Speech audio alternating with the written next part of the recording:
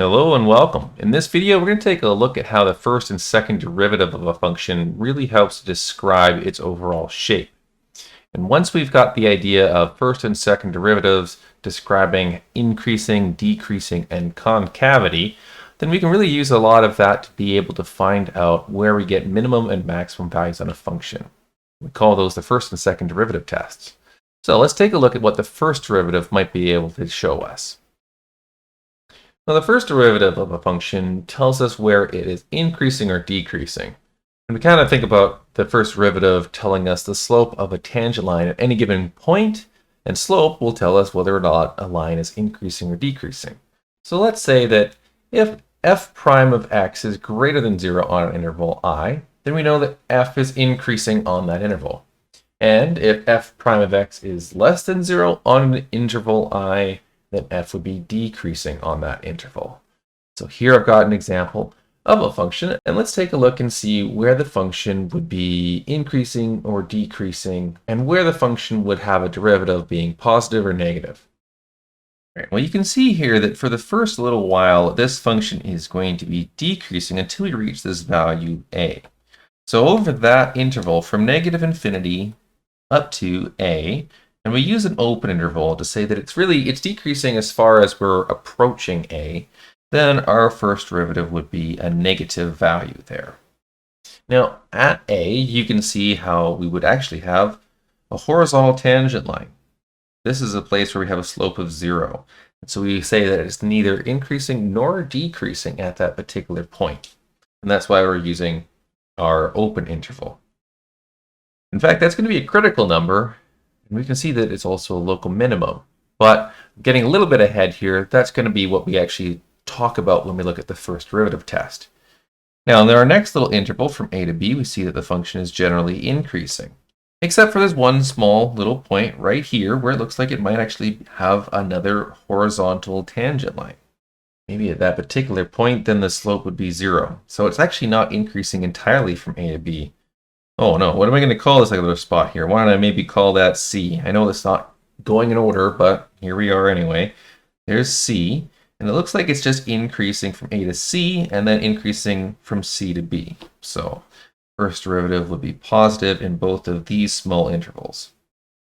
And finally, everything beyond B here looks like it's going to be decreasing. And so really what I've made down here is a sign chart for the first derivative. And that sign chart is absolutely important for being able to figure out what this function looks like. If we don't have the function graphed, like here I've provided a graph, then actually just by knowing what the function is and looking at the derivative, we can solve for where the derivative equals 0 and find out values where the derivative may be positive or negative. And that leads us into something that we call the first derivative test.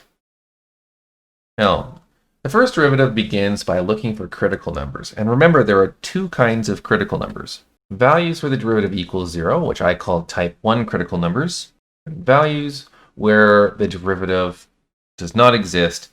Those are what I call type 2 critical numbers, and they're commonly associated with places with sharp corners or vertical tangent lines. Now let's suppose that f is a continuous function, so it doesn't have any crazy jump discontinuities or removable discontinuities. If the derivative changes from positive to negative at that critical number, then f would have to have a local maximum. Again, so that would just be at a sharp corner or at a horizontal tangent, and that would be a local maximum. If the derivative changes from negative to positive, then we would have a local minimum. And if there's no change in sign, then f has neither a maximum or a minimum. Now these are just local maximum and minimum values. This doesn't necessarily help us to find the absolute maximum or minimum, and an absolute maximum or minimum may not even exist on this function. Well, let's take a look at an example then. In this example, we're going to take a look at the function cube root of x times x minus 4. Let's start off with the critical numbers of f, and that's going to help us to find out on what intervals f is increasing and decreasing. And then when we know where the function is increasing and decreasing, then we can start classifying those critical numbers as local maximums, minimums, or maybe neither. So to find critical numbers, we're going to have to take a look at the derivative first. We'll start off with using the product rule, and then we can factor out a 1/3 and the lowest power of x the negative 2/3, in order to get a polynomial. And our x to the negative 2/3 and our 1/3 can be written as in the denominator, and we can collect like terms. And finally, we can factor the numerator. Now, for the denominator, we could have the cube root of x squared, or we could have the cube root of x, all squared. Either way, we'd have a nice notation down there. Now, to find type 1 and type 2 critical numbers, there's a couple scenarios here. If we wish to take a look at where this function is undefined, then we'll look at where the denominator equals 0. And if we want the derivative to be equal to 0, then we only need to consider cases where the derivative is defined, and we would only have to look at where the numerator equals 0. So we take a look at our two cases. When the numerator equals 0, we have a type 1 critical number, and that's going to be when x equals 1. And if the derivative is undefined, that gives us a type 2 critical number, and that's going to occur when x equals 0. Now that we've found the critical numbers, well, let's go ahead and see if we can figure out where this function is increasing and decreasing. We'll make a little sign chart. Now on this sign chart, I'm just going to include values that I have the derivative equal to 0, or there the derivative is undefined, or where the function itself is undefined. But taking a look back at the function here, well, its domain is all real numbers. So I'm going to include the entire real number line and just indicate with x equals 0 and x equals 1 are critical numbers. And then I'm going to take a look at points in each of the three intervals and find out what the sign of f prime is.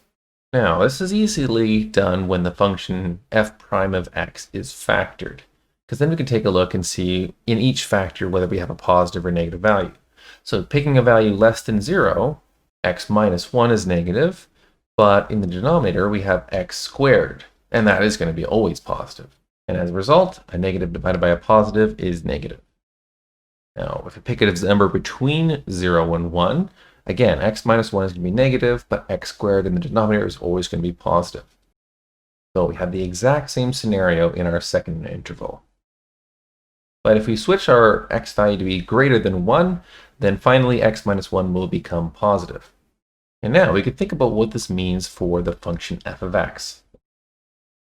This would imply that f is decreasing from negative infinity to 0 and from 0 to 1, but it is increasing from 1 to infinity. And remember, with this type 2 critical number, this at x equals 0, we found that the derivative was undefined, but the function itself is still defined. So this would appear to be what we have as a vertical tangent line, while we have a type 1 critical number at x equals 1, and that would be a horizontal tangent line. Now, moving onward, we can classify these two critical numbers and describe what kind of behavior the function has, either a local minimum, local maximum, or neither. And we can see because the function is decreasing from negative infinity to 0, and then it continues to decrease from 0 to 1 after that vertical tangent, we don't have a local minimum or maximum at x equals 0, but we definitely have a local minimum at x equals 1. That's where our function changes from decreasing to increasing. And if we plug 1 back into our original function, then we see that it has a minimum value of negative 3. And from this, we could actually come up with a fairly accurate graph of this function. While it wasn't required, I recommend trying it out for yourself, and then you can check and see whether or not you've sketched the graph fairly accurately using something like Maple or Desmos.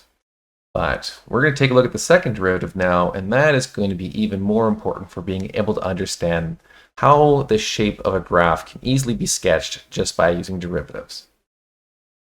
Now, the second derivative of a function tells us a little bit about the curvature of that function. Let's try a few examples here.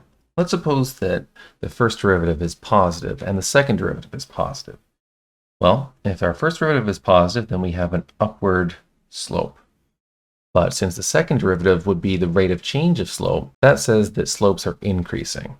So as we travel further to the right, slopes are getting steeper, and we have sort of this upwards and sort of accelerating behavior. Now, if we happen to have the same second derivative be positive, but we have our first derivative negative, then we would have a situation where we are decreasing. But as we progress further along this curve, since we're starting with a negative slope and it has a positive rate of change, it would actually be getting closer to 0. So a slope of -3 would be tending towards -2, towards -1, and getting closer to 0 that way. And so we would have decreasing, but a moderating behavior. Now, what if we were to switch the second derivative to be negative? We'll start again. If the function is increasing, then our slopes are decreasing. And so slopes are tending towards horizontal. And if we are starting with decreasing, and the rate of change of slope is negative, then it's going to get more and more vertical. It's going to be pointing steeper and steeper down. So we're accelerating into that negative direction, really. Now, we can talk about accelerating and moderating behavior, but we have a more general term for the second derivative. We say that if the second derivative is positive over some interval, then f is concave up on that interval. And if the second derivative is negative, then we say that f is concave down. Now, concave up is essentially going to be a bowl shape. Whether we're decreasing or increasing, that would depend on which half of the bowl we are. And concave down is more of a hill shape. And the first derivative will tell us if we're climbing up the hill or we're coming back down off that hill. All right, well, let's try a little example here. Oh, here I've drawn a very bizarre looking curve. Let's take a look and find out what the sign of the first and second derivatives would be across its domain. So initially, let's take a look at the first derivative. And we can see that this function is decreasing until we reach some point here, which looks like it's a minimum. So I'll use a ruler here and mark that coordinate off. And we can say that in this first interval, f prime of x would be negative. And then we're going to be increasing along this curve until what we see looks like a local maximum. So the first derivative would be positive in that interval. And then we can see that f of x is decreasing afterwards. And so our first derivative is negative. Now, we can take a look at the concavity. We can see that over this first little while that we're decreasing, we're getting closer to horizontal, and then we start climbing upwards with a steeper slope. So this entire time, our second derivative is positive and concave up, until we reach a moment where it seems that our positive slopes are getting closer to being 0 again, and they will be decreasing values of slope. So there'd be a point right around here where we would be switching concavity. And so we are concave up. This can be represented by a series of slopes that are increasing in value up until this particular point. And now we see that we are concave down because slopes at this point in time are, even though that they are positive, they are gradually decreasing and approaching this sharp corner. So we are concave down, and then we'll see what happens when we reach this point, which is non-differentiable. Looking at this last interval, we can see that we are decreasing and gradually slowing down and seeing that we're getting closer to a horizontal slope. So those would be negative slopes that are gradually increasing, and so we are concave up. Now we have 2 points here where the concavity changes from positive to negative or negative to positive, and those points are called inflection points. Now the coordinates for these inflection points would be the x-coordinate, and then we'd have to find the y-coordinate as well. But we can label those 2 points on the graph here as being inflection points. Now note that by definition f has to be continuous at those points. If the second derivative changes sign, but the function is undefined, or it has some kind of discontinuity there, then it wouldn't really be an inflection point. All right, well, now that we've got a good understanding of what the second derivative implies, we can also use the second derivative test to help find minimum and maximum values. And for instance, you can see here a local minimum would occur perhaps when we have a concave up part of the function. And similarly, we may find that we can have maximum values when a function is concave down. But it doesn't really help us, unfortunately, when we have local maximums of a type 2 critical number like we see here. The second derivative test says, let's suppose that the second derivative is continuous near C. So if the second derivative is continuous, then we would also have to have our first derivative be defined at that point. And let's say that the first derivative is equal to 0, like a type 1 critical number. That would be a place where the function has a horizontal tangent. Well, if the second derivative at C is positive, that it's concave up, and that critical number would have to be a local minimum. Well, that's because the function is concave up, and we've got a place on this curve where our function has a horizontal tangent. Now, if the second derivative is negative, then we are concave down. And if we have a type 1 critical number with a horizontal tangent, then we'll have to have a local maximum. Now, this is really useful when we have functions that are differentiable everywhere and we don't have to worry about type 2 critical numbers. If the first derivative is always defined and we can figure out where it equals 0, and if the second derivative is easy to evaluate, then the second derivative test could be a little bit quicker. In many cases, the first derivative test may be a little more conclusive, but second derivative test can be very quick for things like polynomials. Now, it's really important to note here that if the second derivative equals 0, then the second derivative test would be inconclusive. And that's where the first derivative test would be a little bit more helpful. When the second derivative equals 0, we could even have an inflection point, but it's not guaranteed. We'd only be able to check if a point is an inflection point by seeing an actual change of sign for the second derivative. Well, let's take a look and see how we can use the second derivative test. Okay, well here's a nice cubic polynomial, and let's see if we can figure out where we end up getting minimums and maximums. So we'll find the critical numbers and classify each using the second derivative test, since the second derivative test works great on polynomials. With the one exception where sometimes we have a horizontal tangent line that isn't a minimum or a maximum. Well, first we need to find critical numbers. So we'll grab the derivative and then we'll factor that.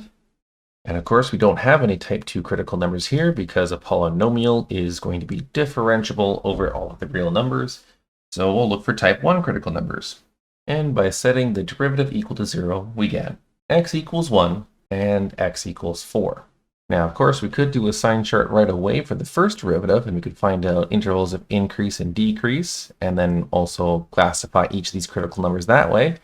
It's pretty quick to find the second derivative, so let's try that method. Now, when we're finding the second derivative, it isn't quite as easy to find the derivative of a function that's factored already. So it's much easier just to take the first derivative in polynomial form, not factored, and then take the derivative from there. Now, if we wanted to, now that we've got the second derivative, we could find intervals of concavity, concave up, concave down, and figure out where we might get inflection points. Now, that would be useful for graphing it.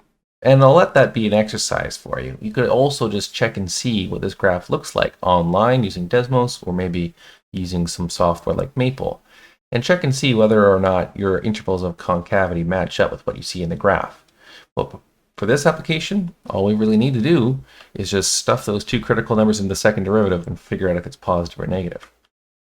So for the critical number x equals 1, we are looking for the second derivative of 1. Plugging 1 in, we get 12 minus 30. And because that is negative, it is concave down. And remember, if something is concave down, it's a hill shape, so this would be a local maximum. Now, if you want to find the y-coordinate, just simply plug 1 back into the original function. Now for the second critical number, x equals 4. The second derivative, evaluated at 4, is definitely positive, so it's concave up. And remember, that's a valley or a bowl shape, so that will give us a local minimum. And there we go. We've easily found the points of local min and local max.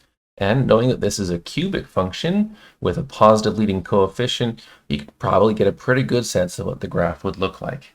With this basic kind of shape, we have now found the local min and local max. But there would be no absolute minimum and absolute maximum because this function continues upwards and downwards with a range of negative infinity to positive infinity. Well, I hope that kind of enlightens you a little bit about the first and second derivatives. We could spend a boatload of time on this. In a future video, maybe we'll take a look at a little bit more about how we can take all of that information about first and second derivatives, combine it together with limits and asymptotes, and we can actually do a pretty good job of understanding what the graph of a function looks like without needing any kind of software or any kind of calculator or online help. So we'll save that for later. Thanks for watching, and I'll see you in the next video.